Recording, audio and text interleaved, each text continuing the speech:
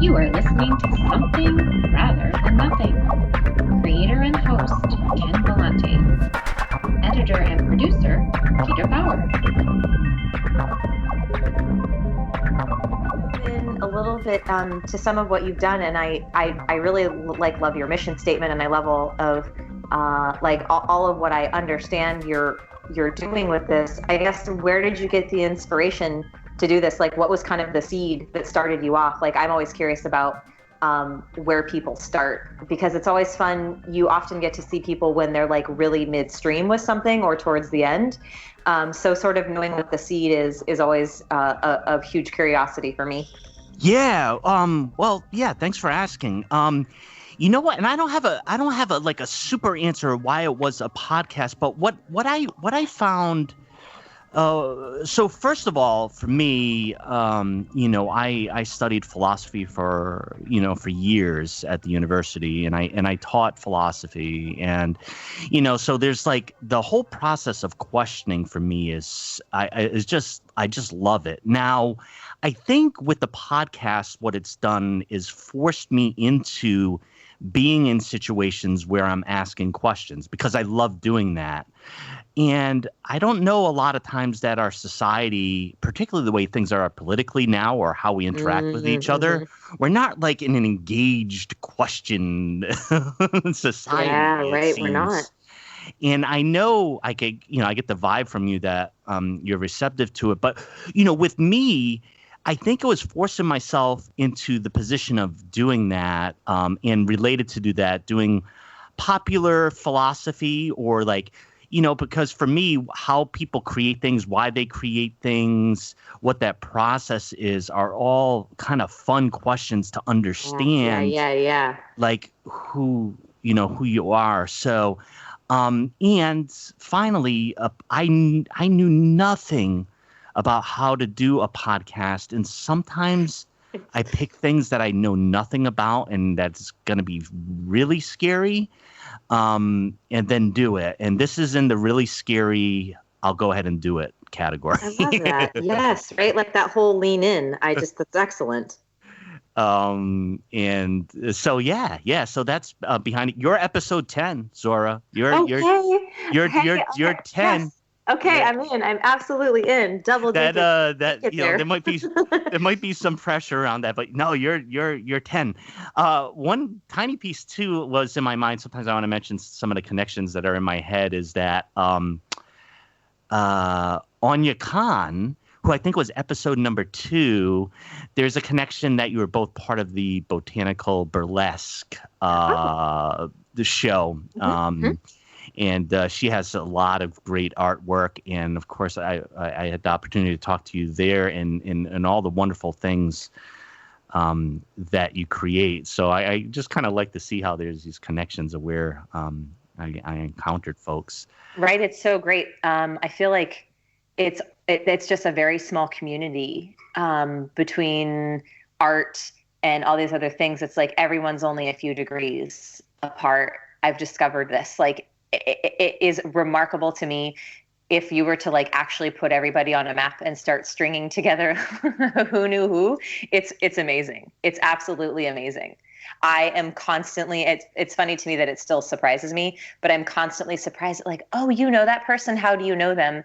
And because everybody does like so many different side things, sometimes I will know someone that somebody else also knows, but they know them through a completely different channel or avenue than I know them.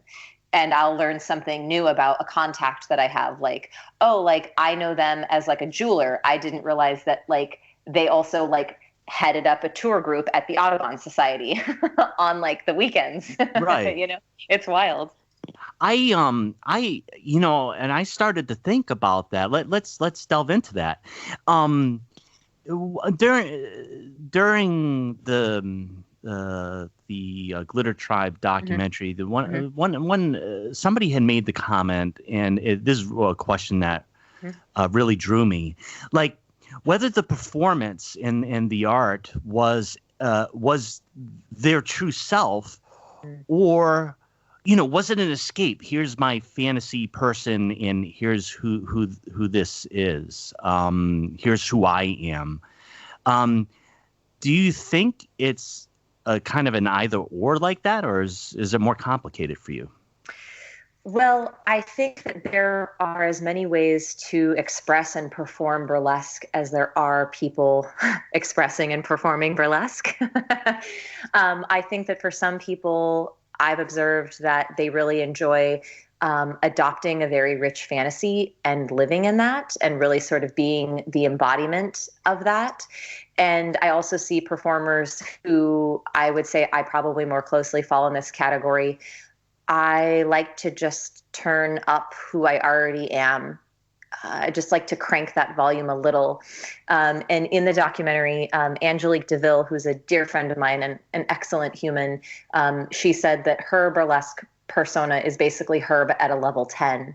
And I very closely identify with that.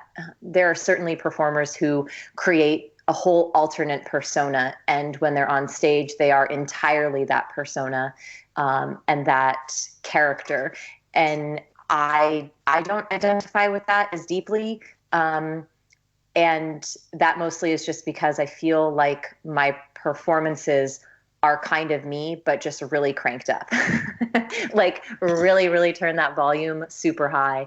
And so as a performer, I approach the acts that I do and sort of the energy that I embody through those acts.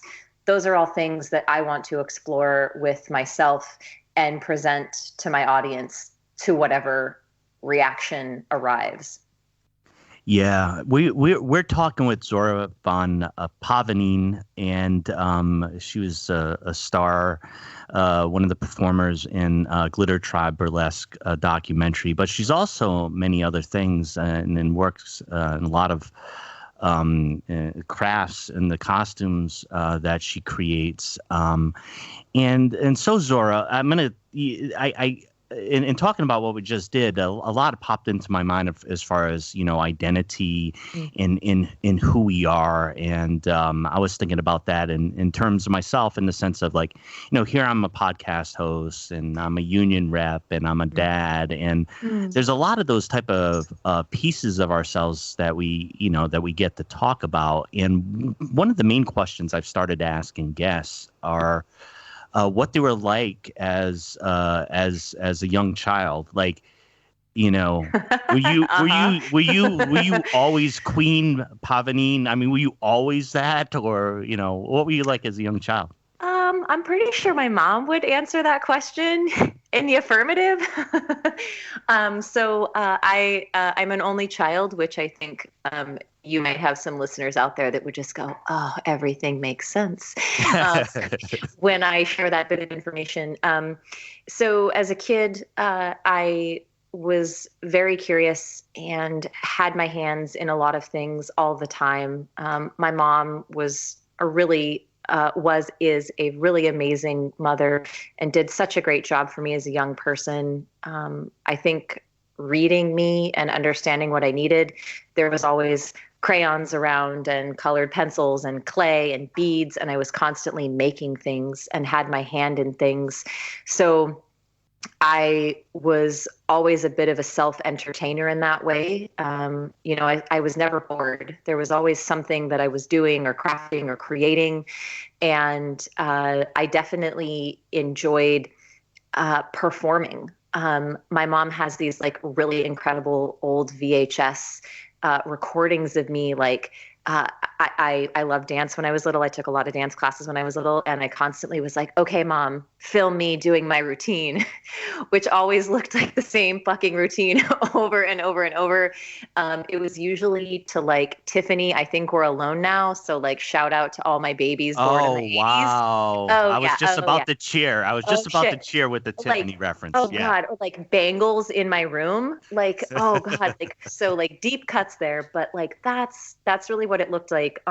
So I love dancing. I love performing.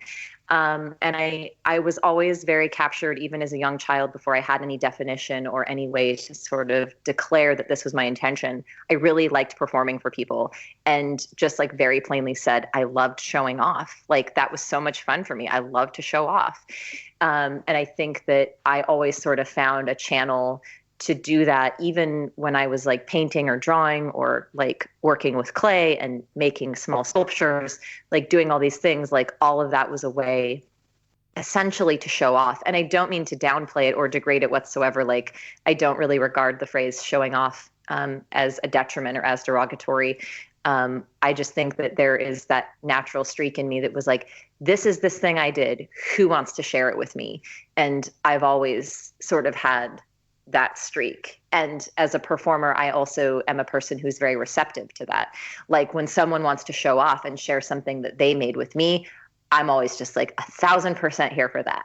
So that, I guess, is how I was as a young person and how that has contributed to me. Being someone who, like, in my adult life, one of the things that I do is like I continue to show off, right? Like I continue to like show off in all the ways that I can, whether it's like actually physically showing my body in public or being like, hey, look at this really cool costume I made. Do you want to look at my brain? Right? Like, because that's the same thing. Like, look at this really clever costume I made. I'm showing off design skills. So I think that as a young person, that was always something that I really liked engaging in. And I think as an adult, that is still a very true statement. Yeah, and I could feel one of the things that's quite clear in looking at the work that you do and the things you've been interested in, and we're going to get into one that you had mentioned as far as running, but activities that seem to be, like really intense and you put energy into it and it comes out of it. And, I think there's a contagious element to that. And I think there's a natural element where, if you do those type of things, yeah, I mean, you're going to be showing off because you're that committed. It's you. You're in, and for me, that's a very positive vibe. But I think it always tangles with, be more humble or. Oh yeah, like you know that, of course. And of course the dynamic can be different for different genders as well, as far as how that works for folks. But about running, you mentioned that you had run in the past. My brother's a runner, and cool. And one of the things that as a runner, he started later in high school, and then I get to meet when he was in college his runner friends, and what pulled me into runners was the intensity, was that, these are kind of like a different breed. And I could understand them, even though I wasn't quite like that. I know running's been very helpful for my brother over the years. My son, who's 16, just started running, and which excited me. So about you, tell us about running and what that, your history with that. Wow. It's so funny. I'm very grateful that you sort of have dug into my history a little bit based on the conversation we had, because I feel like I don't get to talk about that facet of myself, which I think really did a lot to develop me as a young person and as a human. It's something that I really did enjoy. I don't run anymore. But I started running in middle school. And begrudgingly, my mom dropped me off at cross country practice every day. But then I had my first meet and I did really well. And then all of a sudden it was this thing that I was interested in because apparently I was good at it. And I didn't have much of a frame of reference. I grew up in a pretty small town, so it wasn't like I knew about like neighboring schools and like other competition. I think that access to that information exists so differently now because of social media and because of the internet and like accessibility to stats. But it wasn't what it was today, of course, when I was in middle school and high school. So I ran through middle school. I ran through high school. I was very good. I had a lot of success. I have a wall full of hardware and medals that I worked very hard for. And it was a really phenomenal experience to be part of. My high school team was this very tight-knit group of humans, and we are what you would call a shallow team, meaning that we didn't have a lot of runners. So for anybody out there listening, the way that cross country is scored at meets is that each runner places and their place is their ranking. So if you come in 10th, you earn 10 points for your team. So the lower your score, the better. Generally, if you win the race, you collect 0 points for your team, even though 1 point would not be, much different than that. That's the benefit of the person who wins the race. So when you have a more shallow team, it means that everyone has to be very good because only the first 5 runners are scored. So if you're not a team that's like 10 people or 15 people deep, the few runners that you have all need to be very good because if, say, something happens on the course and somebody gets injured, whatnot, you might not even place because you might not even have 5 people cross the finish line. So we were incredibly strong. For 4 years, we won the girls 3A state meet, which our 4th year was a record breaker. It had never been done in the entire history of Oregon cross country, regardless of school class, like 2A, 3A, 4A, so on, and regardless of gender. So when we won our 3rd year, we started to turn a lot of heads, and then we came back and we brought the title home that 4th year. And being involved in a team that kind of just like, I kind of want to say like out of nowhere, we were just really good. And, we were just like this group of kids in this tiny town waking up every day at 6 a.m. and go putting in like 3 miles, 5 miles, and then like daily doubles, right? Like showing up that afternoon to do more work, like whether it was speed work on the track or like a hill workout. We had a really incredible coach who read us very well and gave us an incredible training program and coached us through all of those years to that victory and that very like illustrious sort of place in history. And it was a really remarkable time to sort of reflect on being such a young person and not really, like your life is like 1 inch tall at that point. You have no life experience. You don't even know what the fuck you're doing. And when I look back on what I accomplished and the effort that I made without even really understanding that it was effort, I'm still to this day blown away. And I look at the fact that like 6 other people sort of like got in the boat and rowed, and that we all did that together. Like you can't even commit, like you can't commit to this, you can't commit to that, you can't get a friend to like meet you for lunch without being 20 minutes late. Like all these things that we sort of experience as adults and as humans in like modern society with technology that allows us to cancel or to ghost or to change plans at the last minute. So when I look back on like my high school days where like you said you were going to be somewhere and you needed to show up because that's just what you did. And that for 4 years, I showed up for running. I showed up for cross country practice, like putting in 100 miles a week. And, for anybody in your audience who's listening that knows about running, like running like 5 miles worth of quarters on the track in the rain, and then like go running a 5 mile cool down. That was just like this really wild and intense thing that we just did. And we had no space in our brain to even understand how intense what it was that we were doing. Because it was like, oh, like we just have this really hard workout today. And sort of as I've matured into a college runner and now into someone who running is part of my past and no longer something that I currently do, I still marvel quite a bit at the work that was put in and the time that was put in and the mental tenacity and like the physical stamina that I accomplished as such a young person. Like that always is a very proud spot for me, because I could not touch that today. I don't have that desire to be at that level anymore. And I know what it takes to get there. And so it kind of just resides for me in this place of like this really sweet part of what formed me as the person who has the resilience and the stamina that I have today, even though it's directed, towards different activities. I think that it's when you're describing, and I could just listen to you talk about that. But I think what's most important that really struck me is that you're proud of it. Yeah. Like this is like you held on to it. I think a lot of times we look back or we did something really, really good, really, really intense. We did it really, really well, but yet we're not honoring that and being proud of that. And I've heard you talk, in such a way where I think you really help pull that out. But I can hear it in your voice, and it's good. And you get the medals. You get the medals to prove it too, right? Yeah. It's really funny.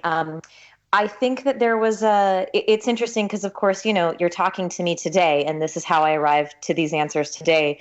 There was definitely sort of a streak in my life post-college when I decided to quit running and I decided to quit the team.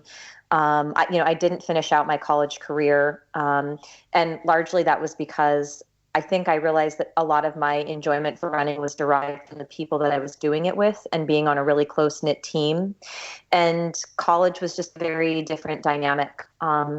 People have classes at all different times. So there was no such thing as like coming together as this team to do that morning workout and like putting in the time on those daily doubles. And I also went to a D3 school, like running was not a priority for me, but it was still important. And the training program was just really different.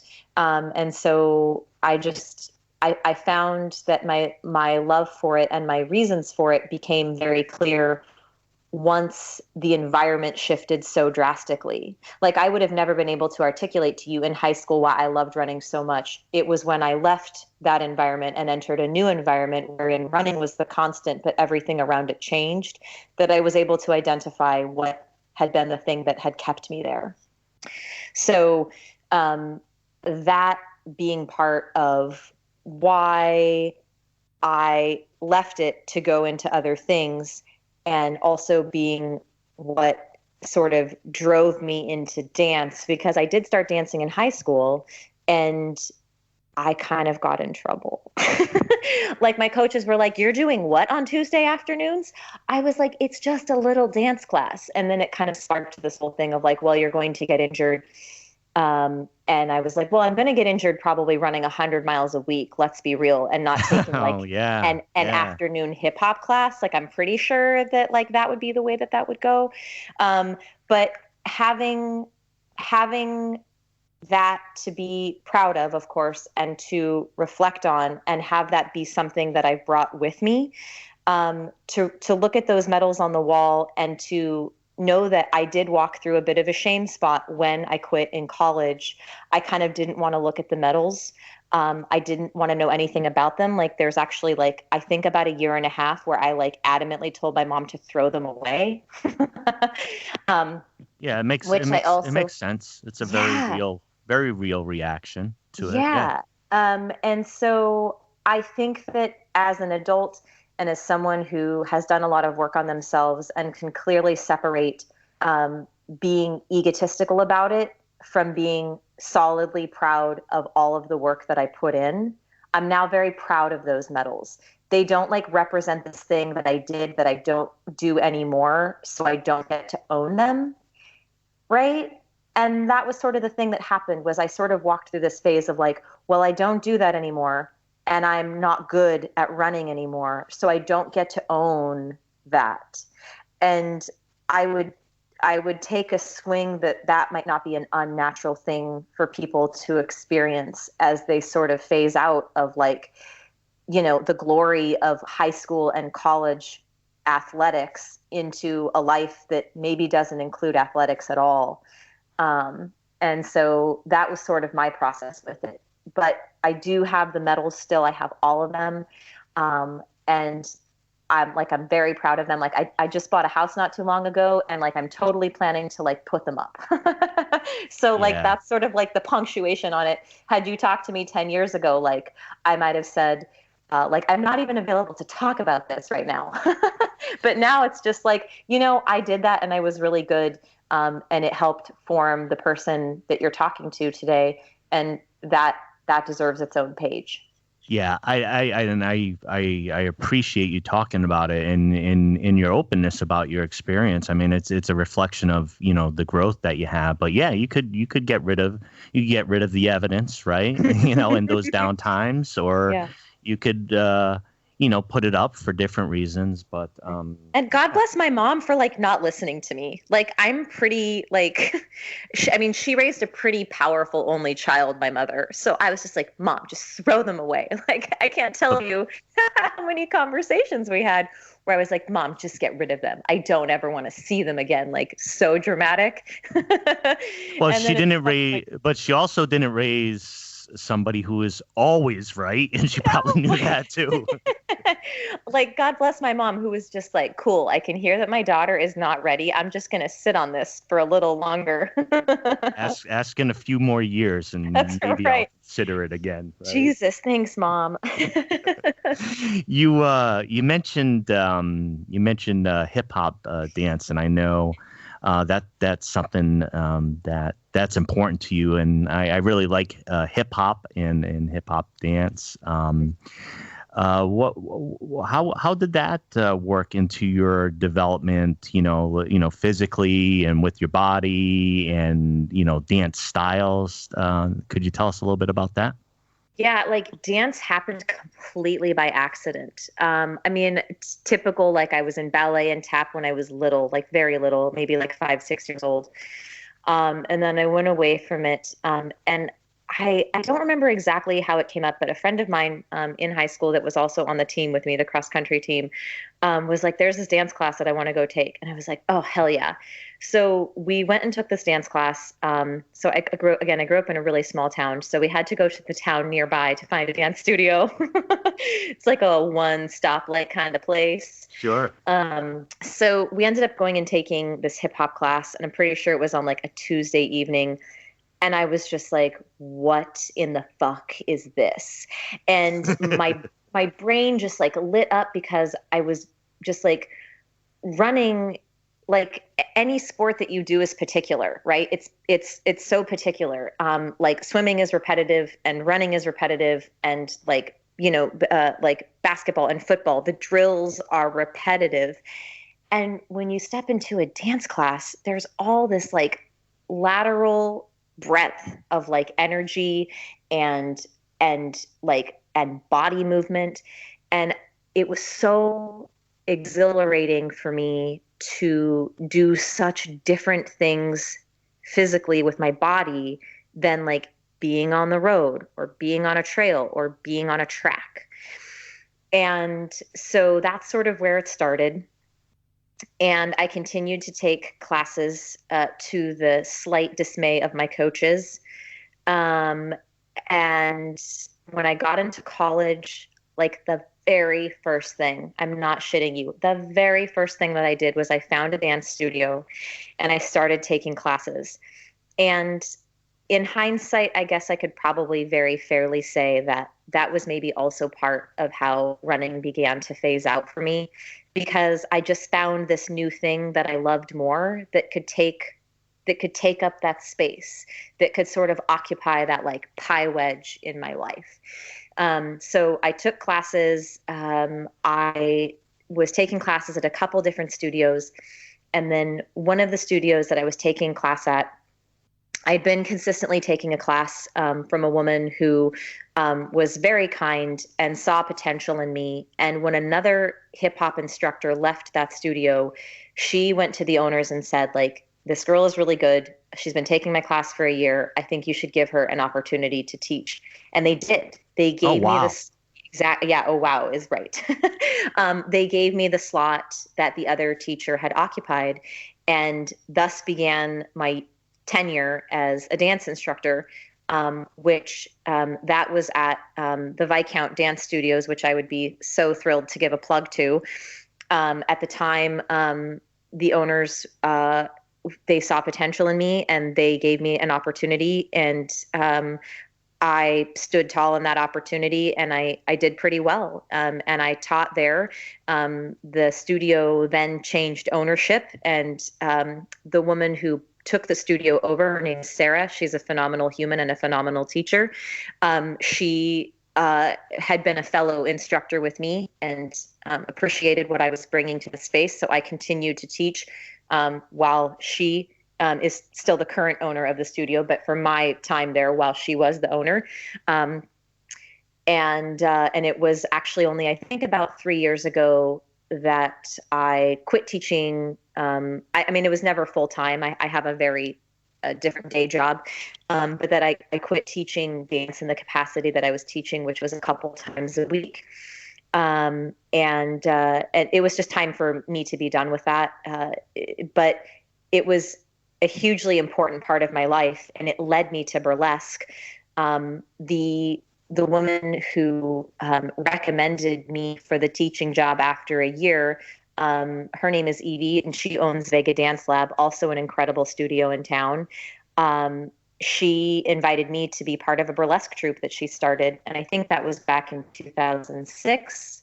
I think I have that year correct.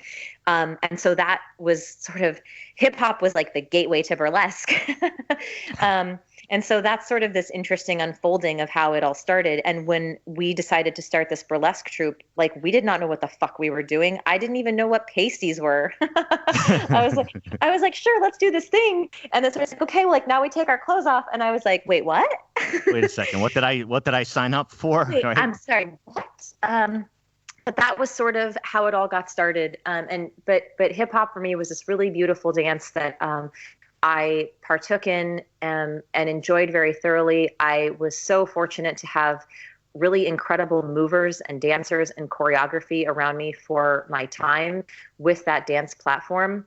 And I feel very fortunate that I had the opportunities to teach and be an instructor in the way that I did, because I can count, like, I don't know, a good 10 or 15 people in the burlesque community who came to the community through classes with me. They came and took a burlesque class, and then they took another one, and they took another one. I was like, hey, you should come to a show. And they did. And that has been a really awesome community builder. And I have friends in my life to this day who we met because they walked into my classroom, and they have become family to me. So it's also just this really amazing, right, thing that I did, that even though I no longer do it, and I don't tend to talk about it that much, it brought all this remarkable growth and beauty and friendship and family into my life. And it has led to what I guess I would call a burlesque career. So that's how all that started, was me being a defiant 16-year-old and like sneaking off to a dance class on a Tuesday afternoon. The dance class, yeah. I've heard you use the term family, and and I heard it in the documentary Glitter Tribe, and I just wanted to let you know, in watching that, I've watched it a couple times, and I was just so moved by the components of each person in their struggle and their journey, Mm-hmm. and but also the connections to each other as family. Whereas, like, there's so much intense activity.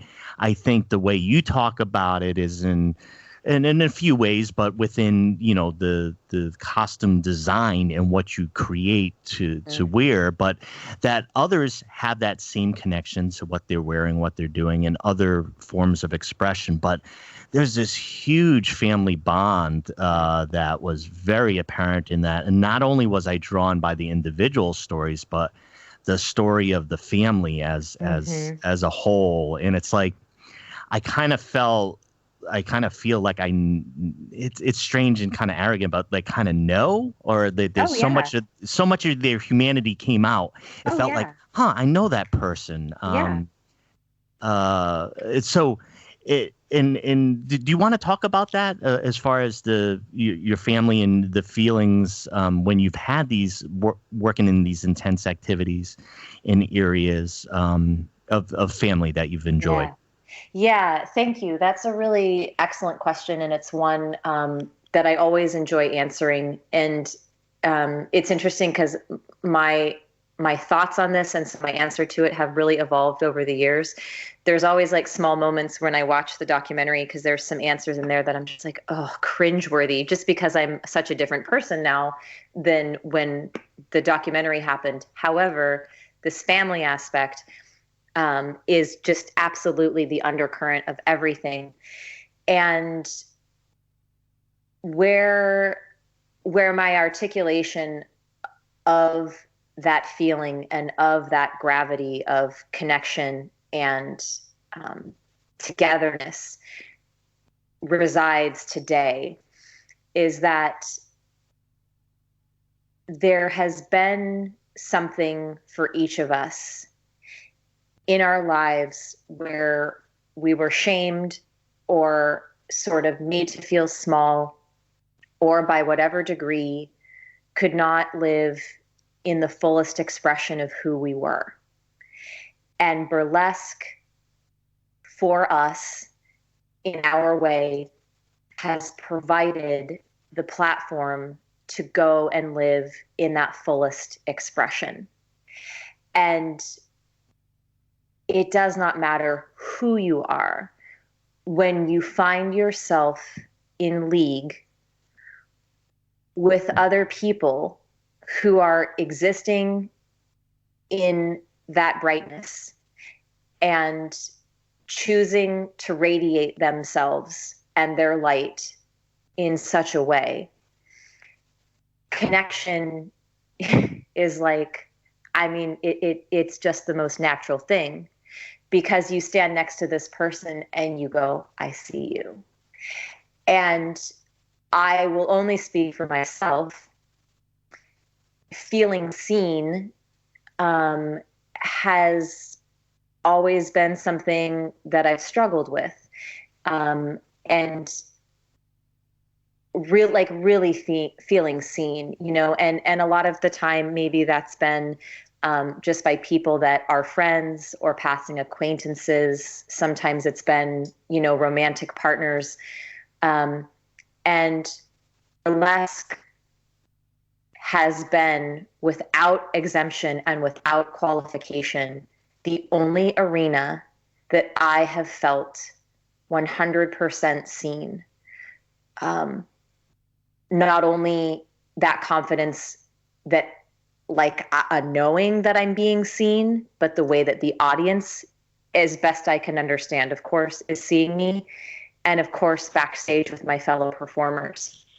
And so when you're standing beside someone and everyone is sort of grounded and anchored in that same desire to be seen, and that same, just like you cannot repress the drive to express, right? There is just this fiber that is woven, that is, I feel like I'm doing a pretty good job of explaining it, but it's like you kind of just have to know. And when you can be in that kind of communion with your own body, that clarity of presence of, this is exactly where I want to be, and this is exactly what I want to be doing. And then you open your eyes and you have someone to the left of you and someone to the right of you who's also anchored in that same desire of intention and expression. I mean, what a wild thing. I joke all the time. Like I maybe like once or twice a year, I will have something backstage that will deeply overwhelm me to the point that I feel like, you know, making a post about it. But the tone of that is always something to the effect of, like, whatever you do in this lifetime, find that thing and that group of people that make you feel this way, that hold space for you and create this platform that you feel without apology, without exception, and without qualification, that you get to be the fullest expression of yourself, and that you're doing it with a group of people who will witness you and see you in that. Like, I mean, how is there anything better? And so the family thread, to me, that's what that's about.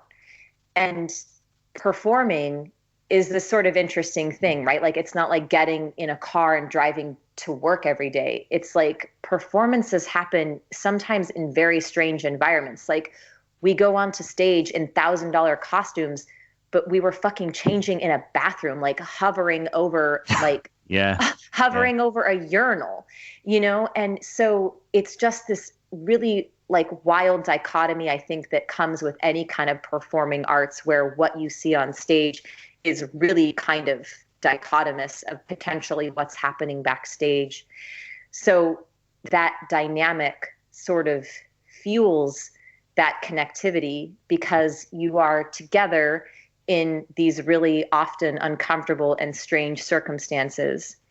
And then you are also together on stage, like in the glory and in the receiving and in the sharing that you do with the audience. And how, I guess anybody can choose to not be present for that. I have chosen to be fully present for that, and to deeply invest and engage and love the people that I do it with. It's extremely powerful, your description of that.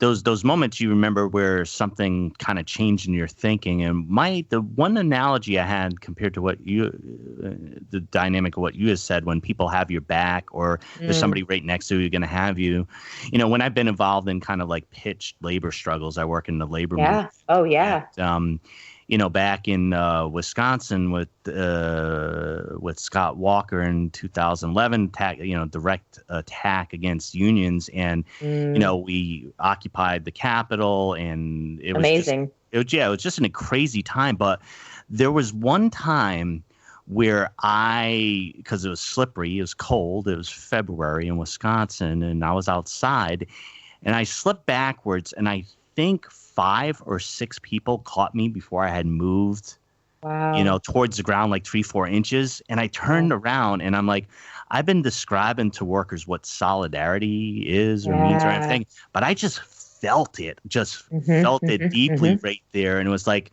oh, okay. Not only did everybody have my back, I basically, literally, actually, yeah. Just like I basically almost didn't move, even though I had ready to slip on ice onto the ground. So, right. It just an extremely powerful experience, and of course the way you describe, I think it was very powerful to hear that connection and to feel that connection. And I'm sure that's what I picked up on in the documentary, and like I said, the connection to the people in a short amount of time, a short documentary, able to connect to those folks. Now, within that, there's one piece that I think is really important. Again, getting back to your intense passion for what you do, was you creating your works of art, your costumes, and the incredible amount of material, time, dedication, energy. How does that whole component fit with all the other type of intense activity that are connected to burlesque and to dance for you? Yeah. Gosh, that's a great question. And it also feels like such a big question for me, because I have so many feelings on it.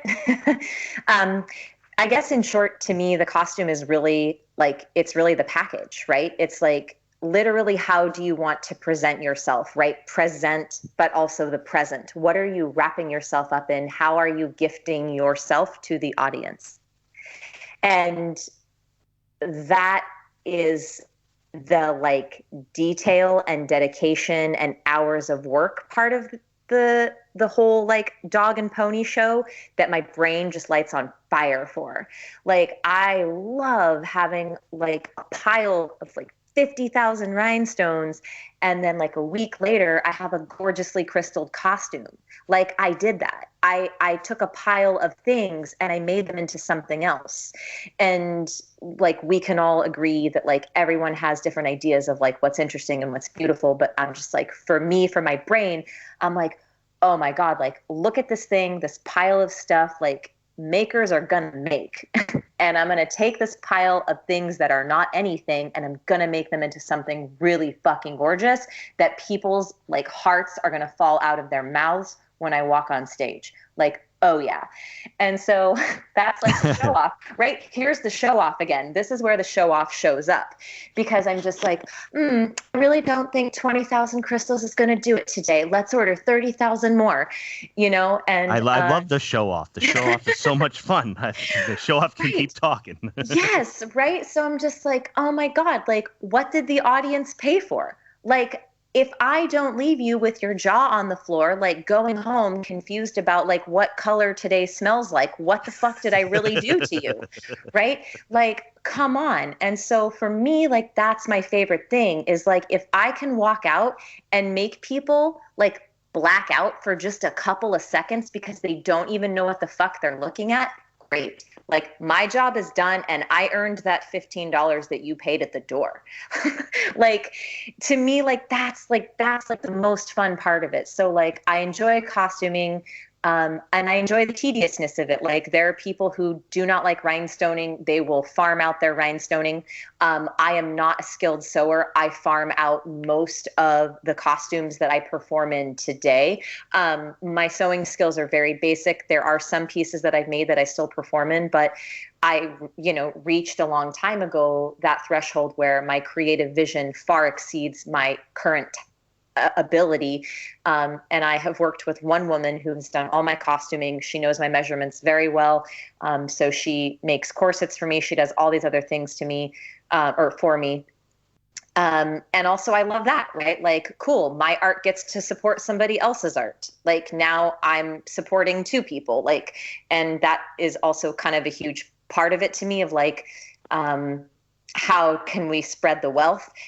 There are a lot of makers in the burlesque community, people who make costume pieces, people who make sort of like accessory pieces, robes, boas, all that stuff.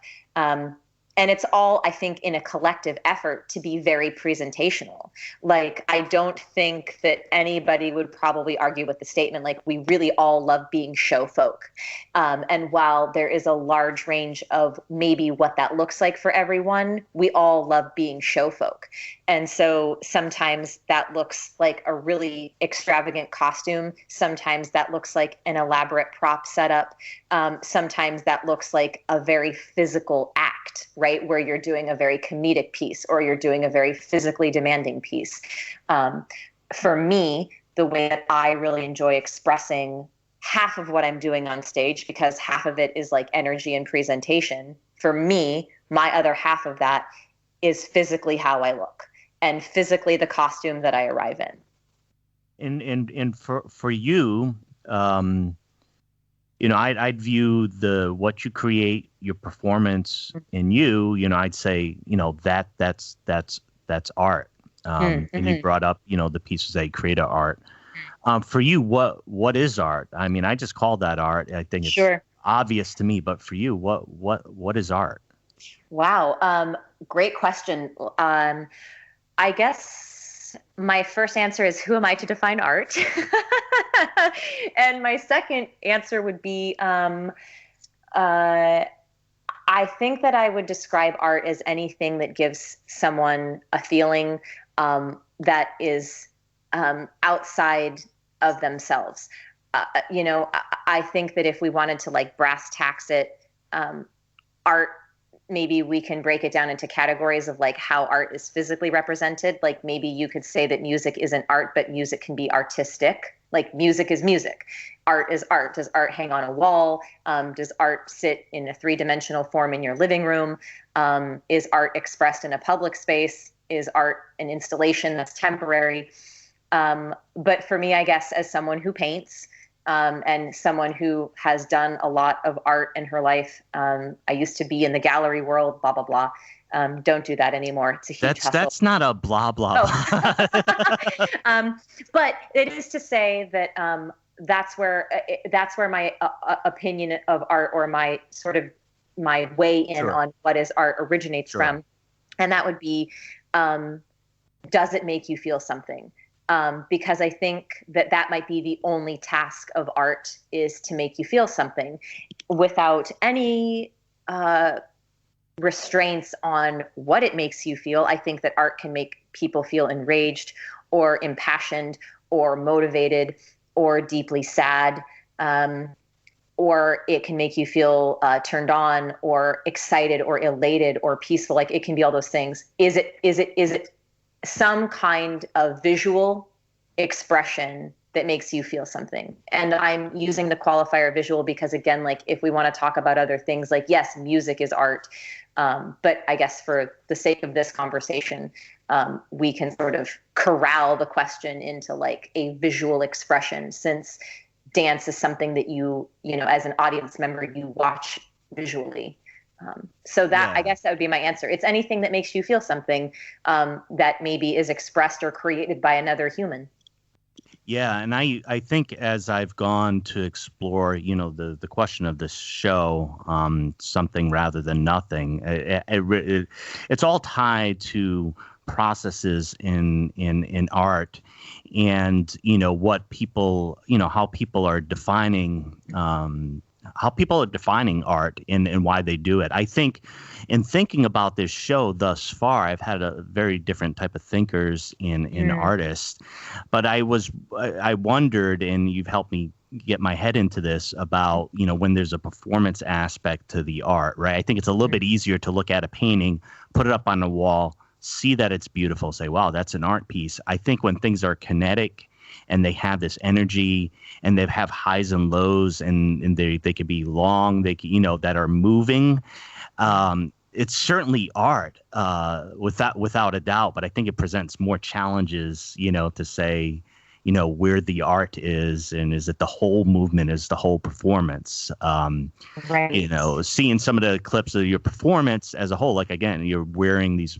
beautiful artistic pieces, but you're also using those pieces to create an active and vibrant performance for the whole art show, in my opinion. So. Yeah, that's a really unique perspective, right? It's the same idea of like buying a meal or paying for a massage versus like buying clothing, like the exchange of tangible goods. Like I pay money, I take home a poster that hangs on my wall that I define as art, versus I paid money to go to a show to watch a thing that has a very specific end and start time, and I don't take anything home with me except feelings, right? So I think that that's where the idea of if it makes you feel something, because it is like, it's really wild to pay for an experience instead of a thing. So, you know, you can make a choice to go invest in performance art, which is kind of, I guess, the category that I would loosely throw burlesque into, as an entertainment medium.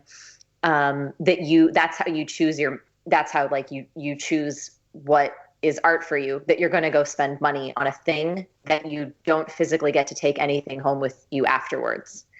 And it's a really interesting exchange, right? Which is sort of where I always want to stand very tall in my intention and my effort as a performer, where like, right, that whole thing, like, did I make you black out in the first few seconds that I walked out because my costume was so sparkly and overwhelming to you? Great. I just did my job, right? Like, it's really fun to talk about all this, but like, that's sort of my job. My job is to kind of be here to be impressive.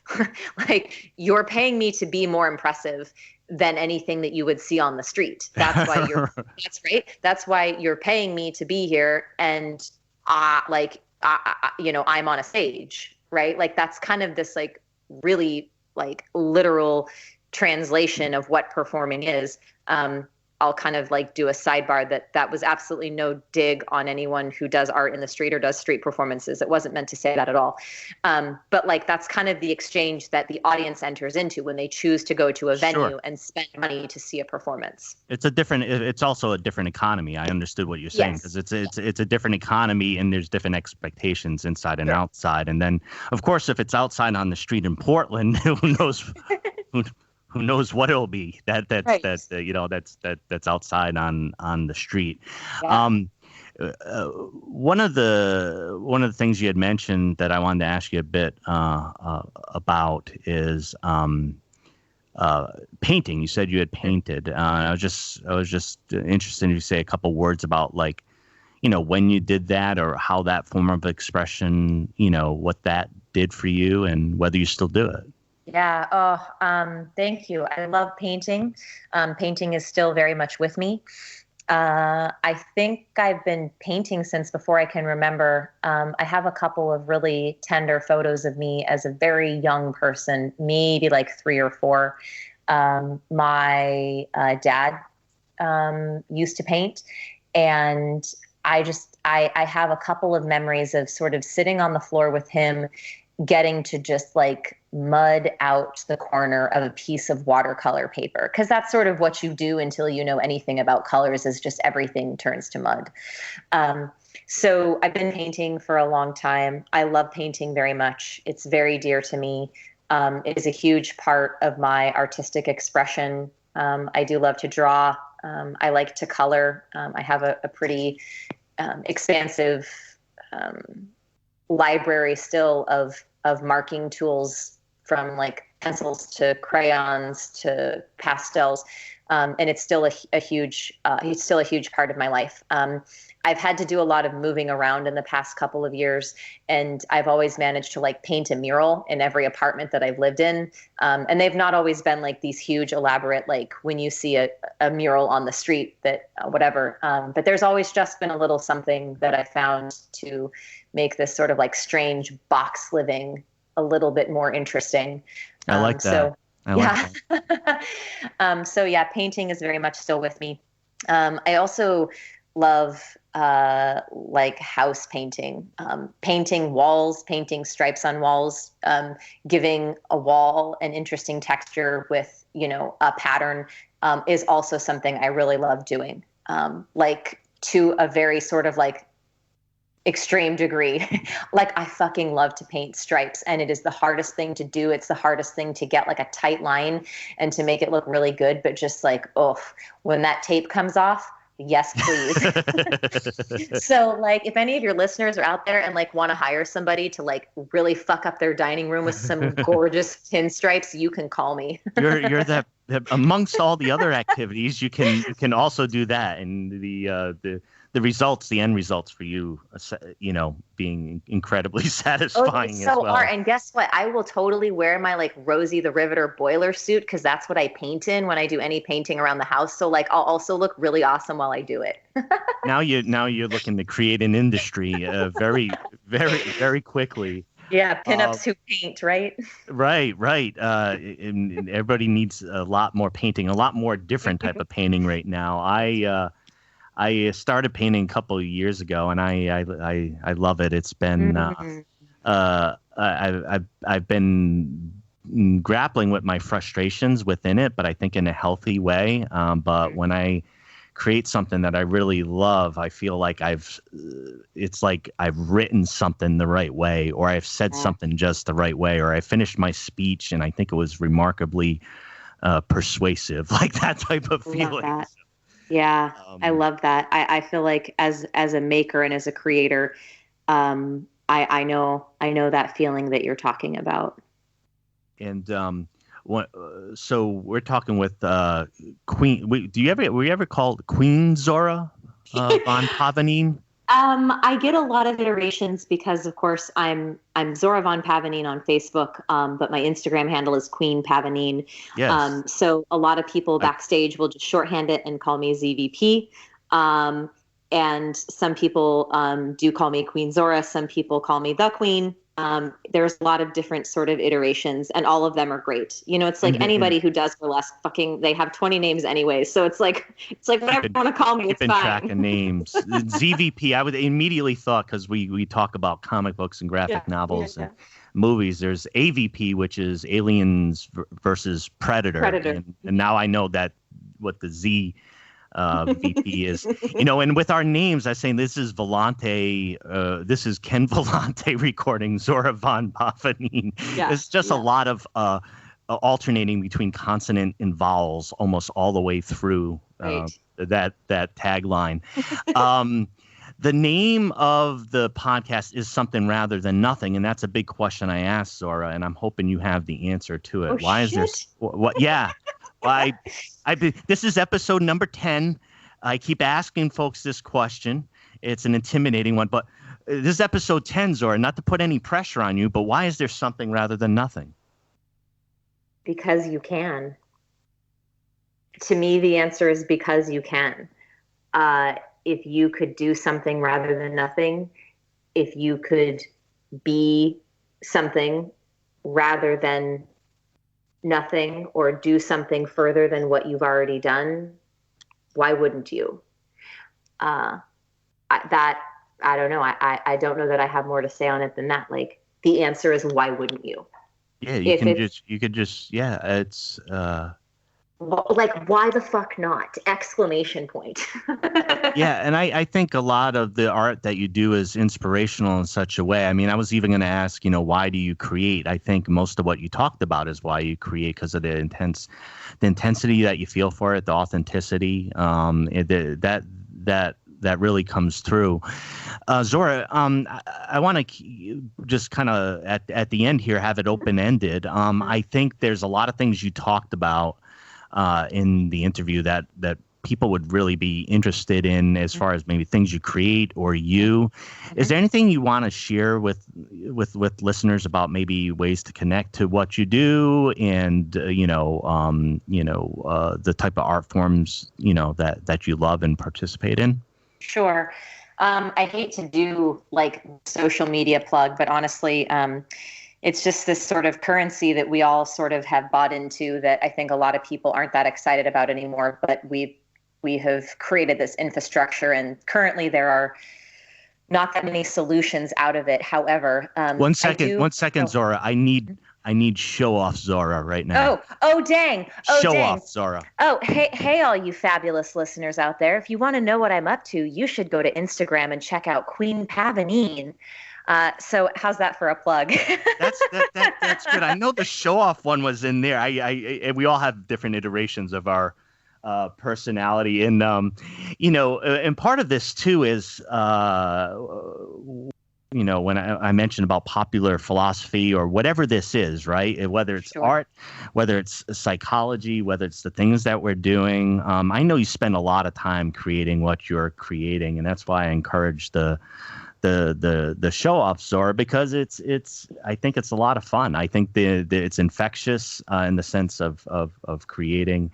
And so, your Instagram is fantastic, and the documentary, of course, is Glitter Tribe, burlesque. Is that the proper title?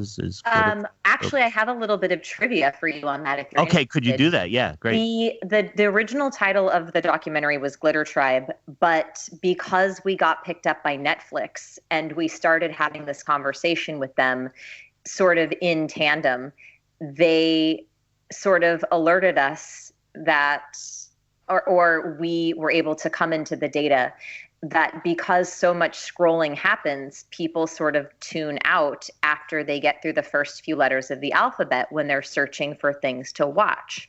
Oh. So it was determined that creating a name that started with a very early letter in the alphabet would be to everyone's benefit. Thusly, burlesque, heart of the Glitter Tribe, became the final iteration and title of the documentary.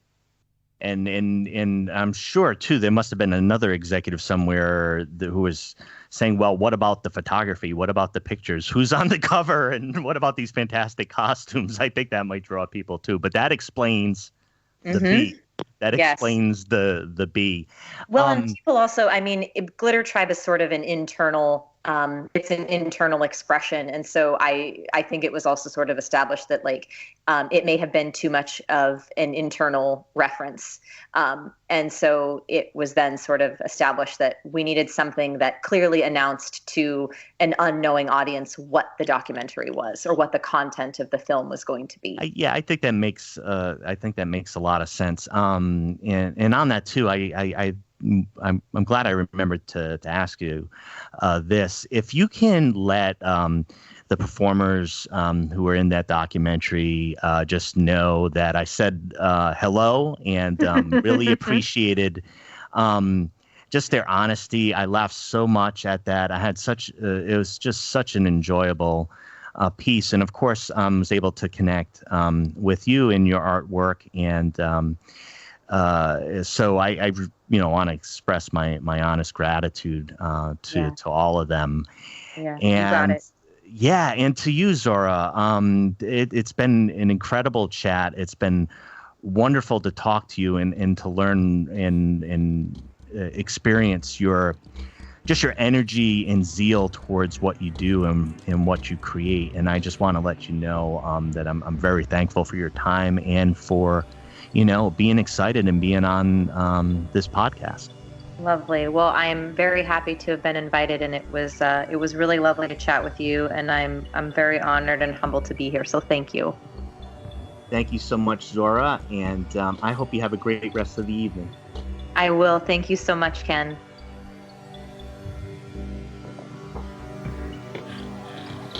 You are listening to Something Rather Than Nothing.